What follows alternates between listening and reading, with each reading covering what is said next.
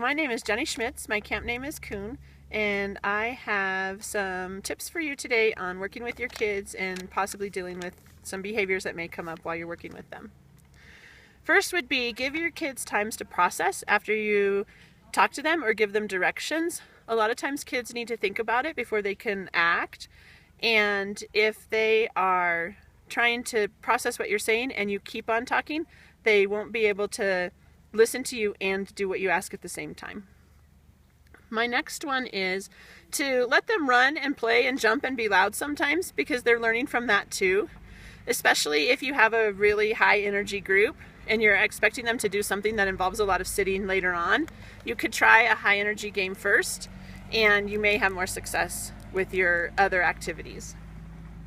My next one is to let your girls have their experiences, not to try and direct everything. And sometimes that means to let them fail. If it's not going to be dangerous to them, then it's okay if things don't exactly go right every time.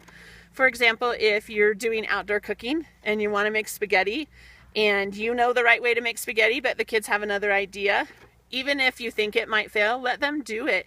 And if it fails, you can try again. That way they have learned something from that experience. My next one is not to yell over the top of a group of loud kids. A lot of times when kids are loud, we have a tendency to try to be louder than them. And a really great tip is to go to one of the kids and start talking very quietly. And pretty soon the rest of the kids will come over to try and find out what you guys are talking about. And my number one tip is to just get up and go over to where the kids are at. If you want a child to stop doing something or do something, instead of sitting and yelling at them, get up and go over and tell them, and you'll have better success.